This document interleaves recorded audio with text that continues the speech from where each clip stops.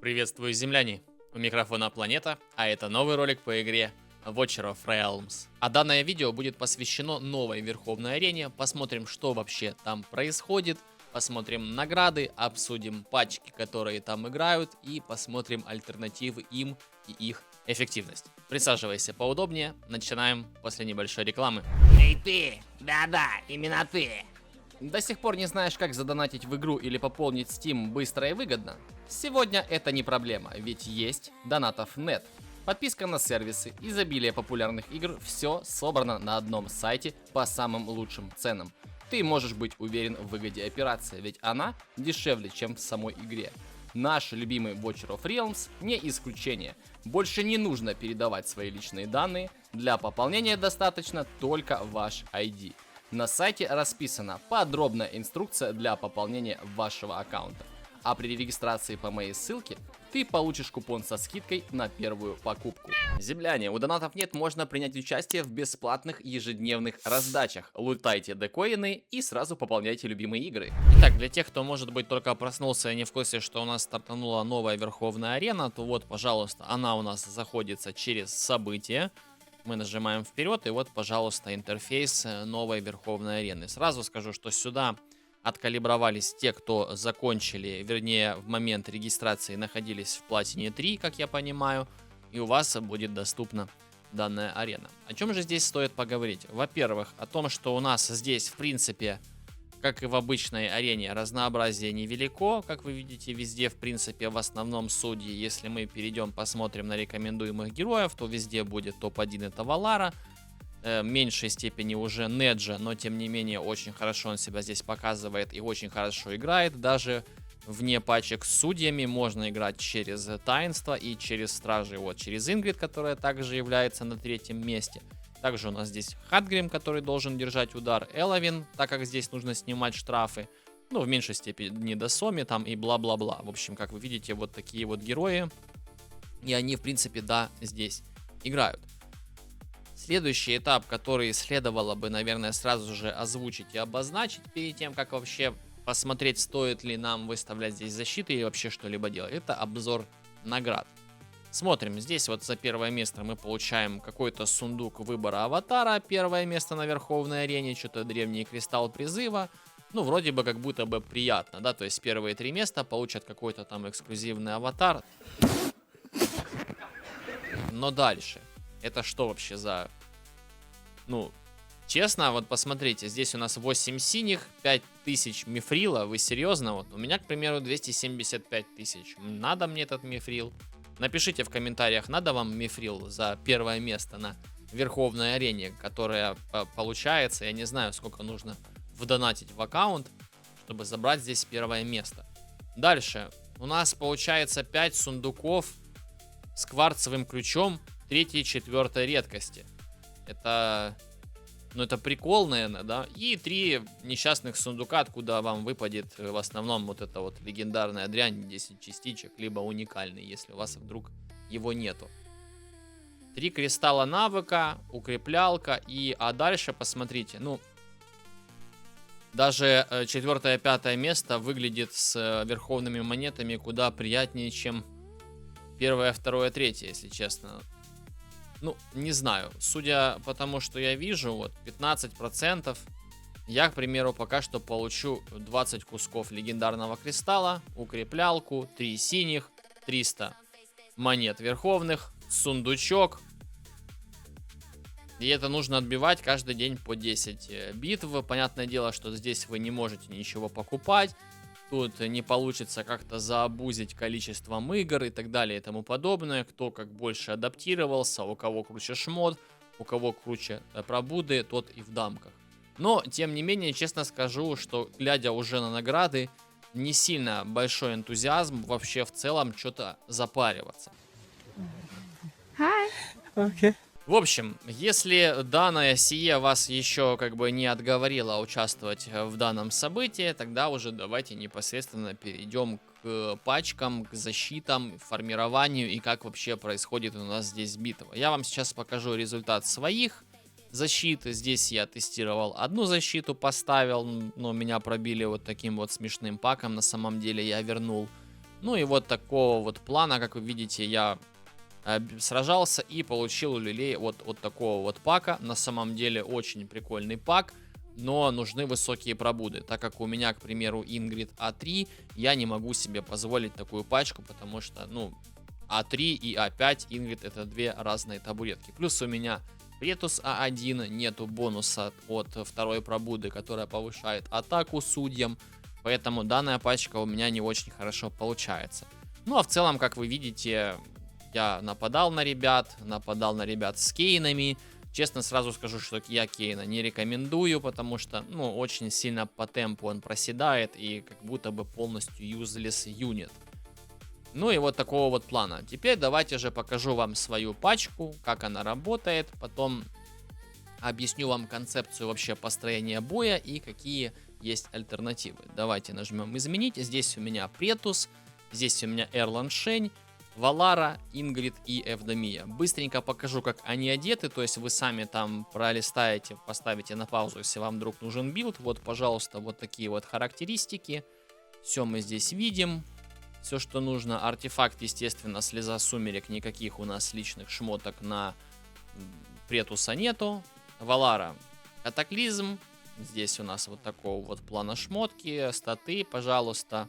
Здесь, как вы видите, вот такая вот ситуация. Здесь, как вы видите, вот такая вот ситуация. Артефакт, естественно, ее личный. Дальше табуретка. Табуретка в адском реве. Ничего сверхъестественного. Просто 4 статки. Так уж вышла она у меня очень нищая, очень галимая. 28 300 атаки это нищая. 350 крит урона, 546 скорости атаки. Это все нищенские статы для такого режима. И слеза сумерек.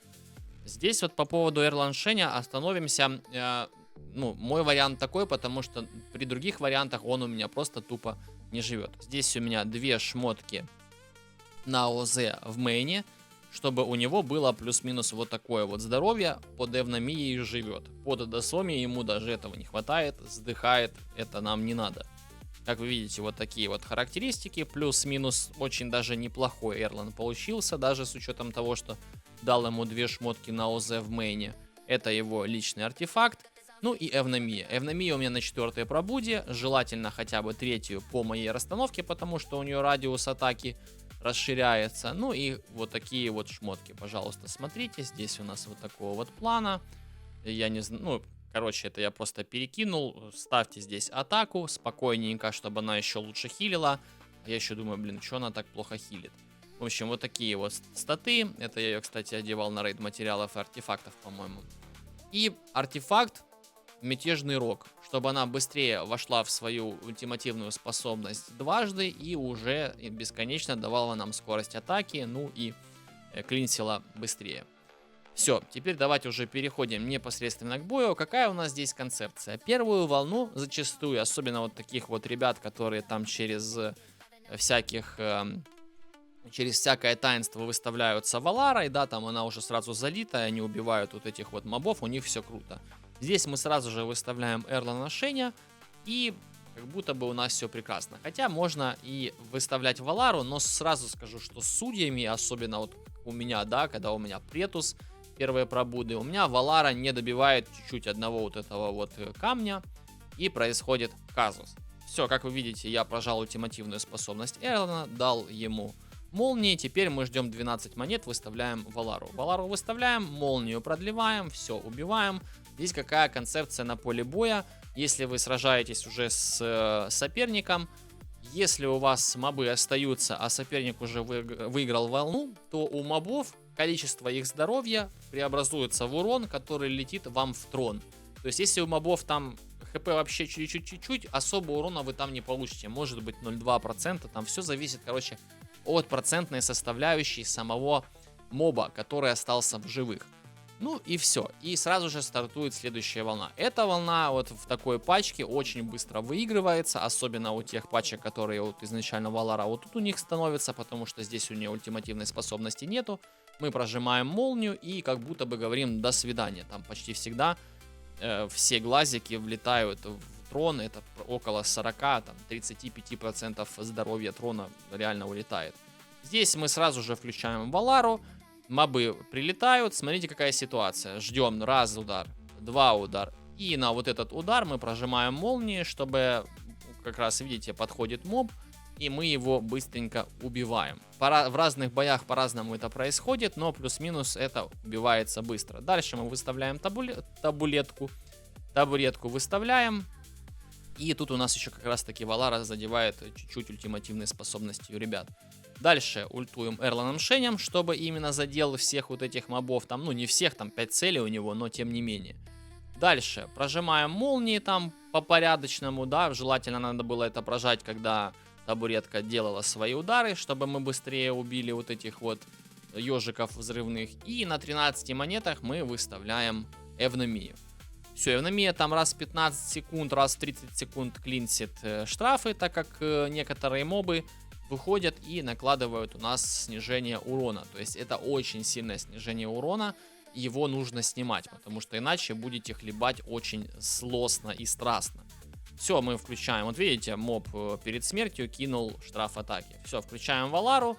Включаем молнии. Желательно считать атаки табуретки и именно перед атакой табуретки включать молнию.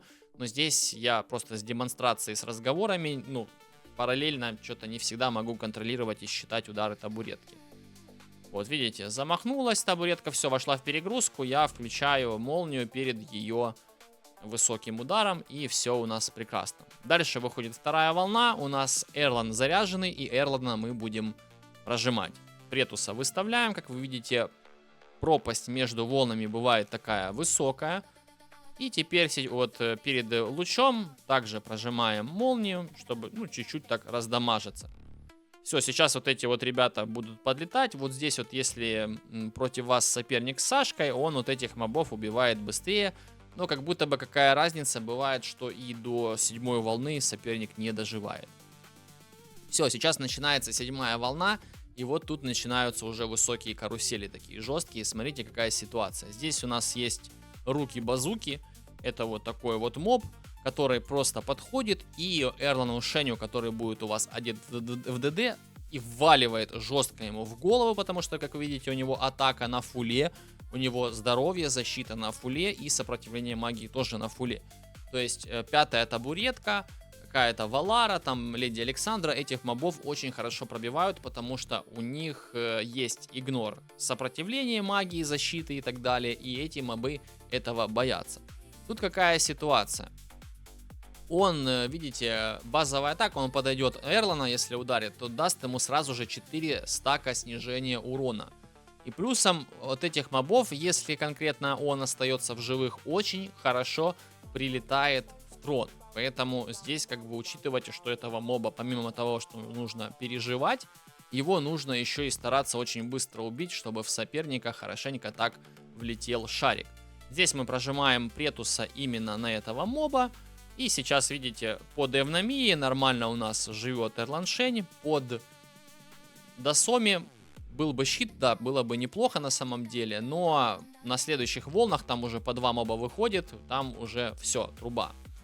Как вы видите, здесь мы уже прожимаем Эрлана. Эрлан Шень во время ульты получает меньше урона. И, как вы видите, живет спокойно. Табуретка у нас уже в этот момент в перегрузке.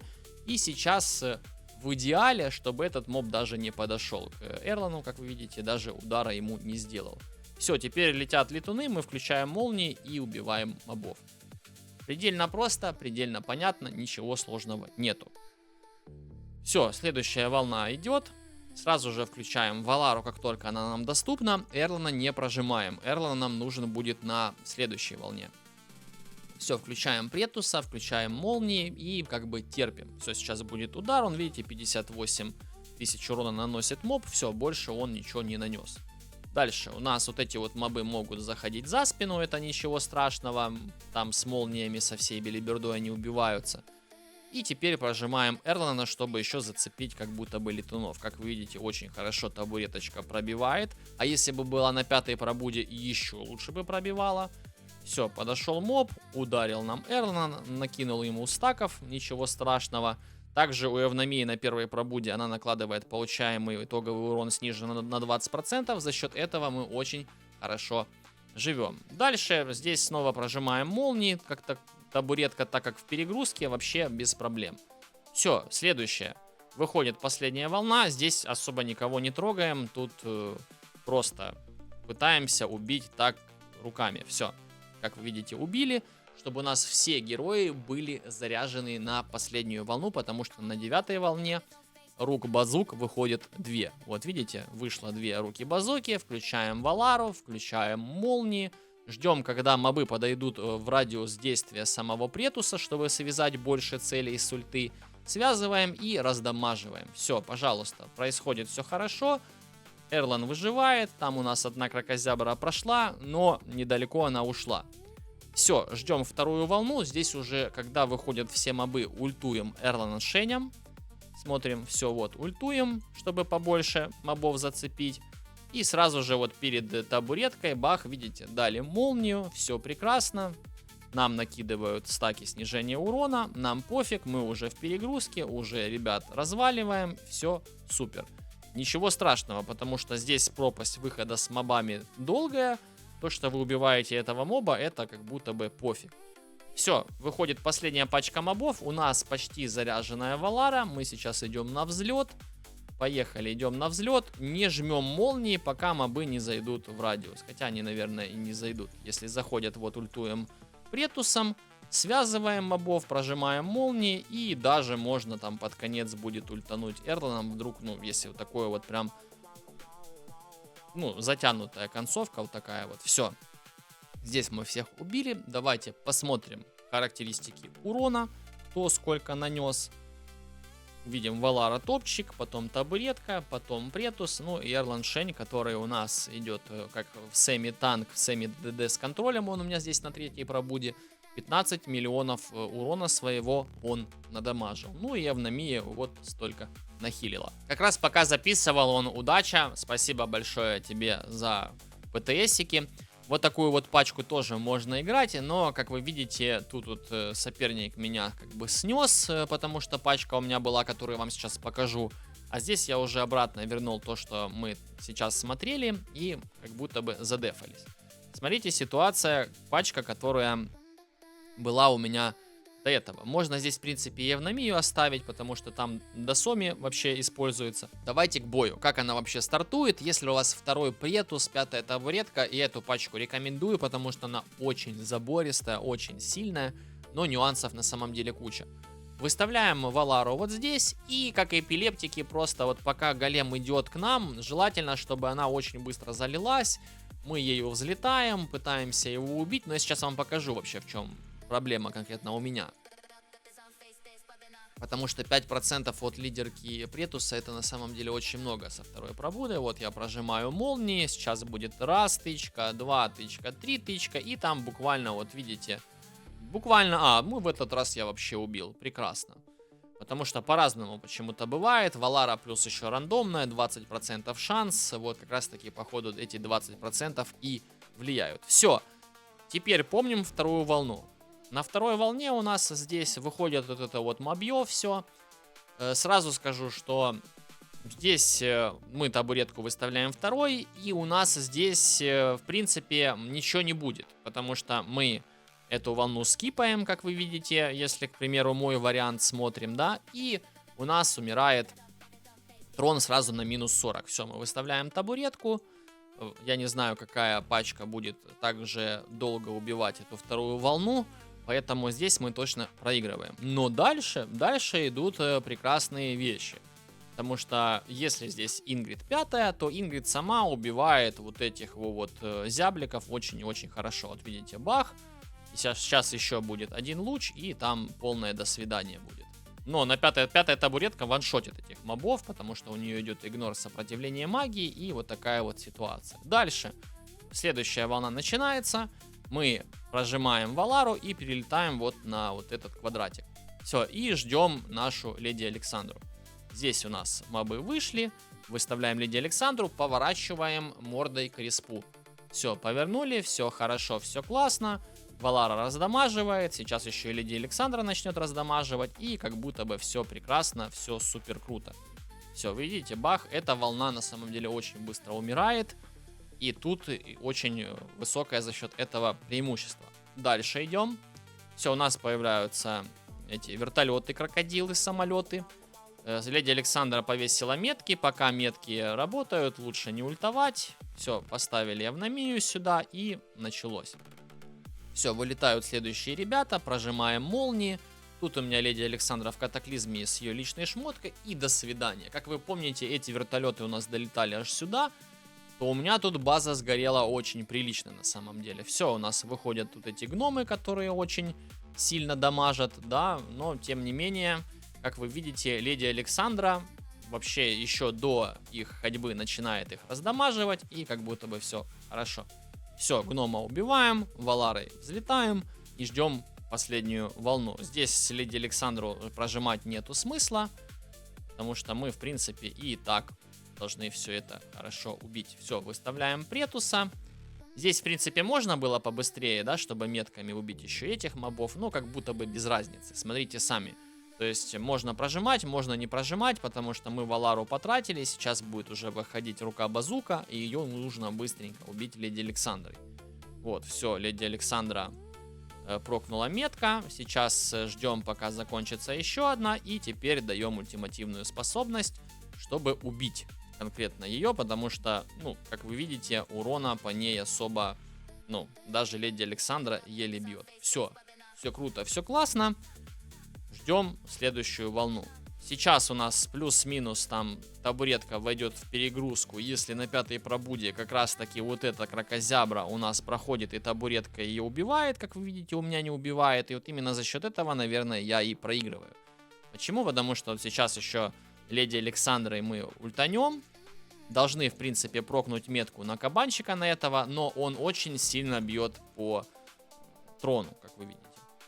Вот смотрим, да, вот метки пошли, все круто, все классно, но у нас сам моб по 5% нам откусывает, и это больно. Тут я же еще раз говорю, это премиальная пачка с высокими пробудами, очень крутой результат. Я, к сожалению, показываю, больше позорюсь, наверное, чем показываю, потому что, ну, как вы видите, урона у меня просто отсутствует. Все, сейчас мы ждем, вот пошел этот моб, мы его сейчас будем вязать Претусом. Снова у нас идет какое-то пробегание, мы сразу же ультуем леди Александрой. Все, этих мобов мы пропустили, а вот Кабасик опять идет к трону. И как будто бы привет, приплыли. Ну, я, в принципе, думаю, что здесь все понятно. Давайте как-то попробуем дожить до конца битвы, просто чтобы понимать, что вообще будет происходить. Но, как вы видите, без соперника у нас уже 78% трона, и это грустно. Грустный дэнс, такой очень грустный. Все, прожимаем молнии. Можно было, кстати, дождаться, пока вот эти мобы, ну, вот этих мобов мы поубиваем, и этих мобов можно было убить молниями. Но, как вы видите, вроде бы как будто бы и получилось. Сейчас мы еще добьем вот этого его, либо эрозия догрызет, я не знаю, что его там грызет. Да, эрозия его догрызет. Здесь мы леди Александру лучше не тратить, потому что можно приехать. Все, вроде бы убиваем. Ну, как вы видите, я думаю, мы бы уже здесь отъехали, даже против моей пачки. Давайте смотреть, выходят мобы, включаем леди Александру и ждем Претуса. Молнии пока не прожимаем, ждем пока в его радиусе хотя бы там 5 врагов мы вот так вот привяжем, чтобы их дамажить, и поехали. Все, как вы видите, с привязкой Претуса очень даже неплохой урон по мобам идет, и мы всех убили. Дальше. Еще у нас будет 18 мобов, Валара уже залета. Давай, выходи уже, ну. Сейчас ультуем Валарой.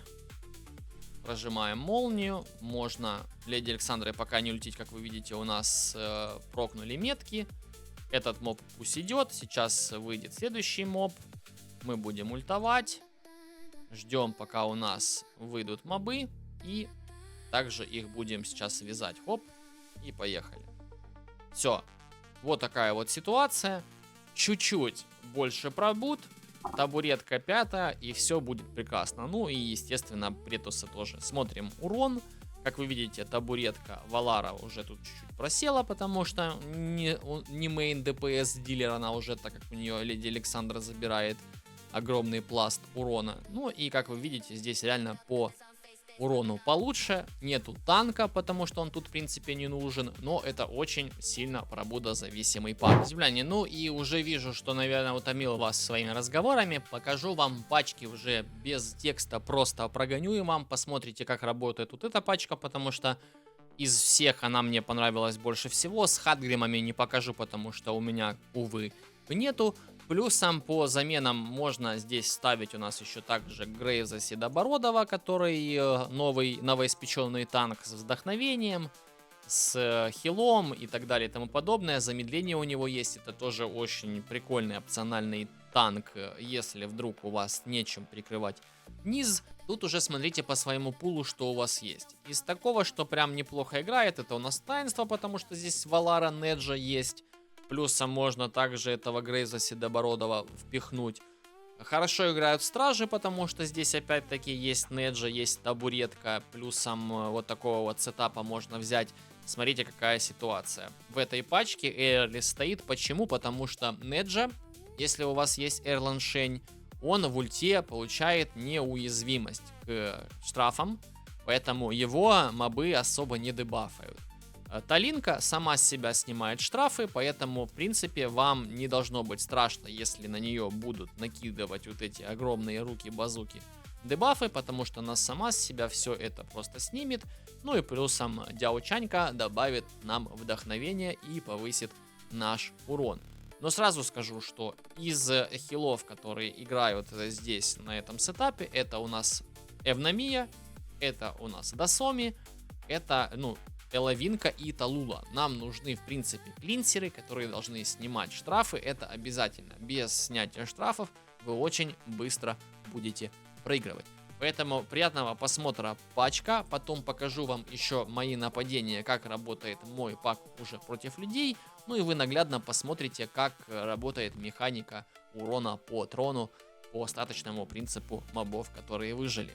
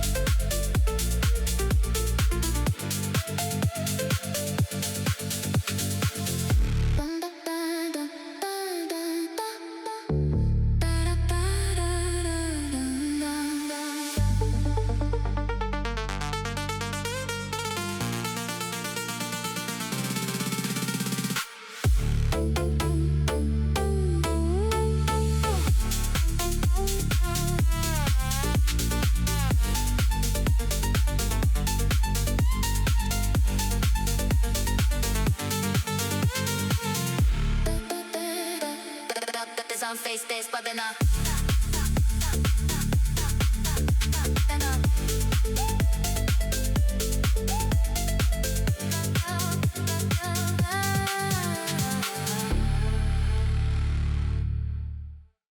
Из минусов данной пачки вы просто можете до 5-й, до 6-й волны тупо не дожить. Но последние волны очень хорошо пробивает пачка.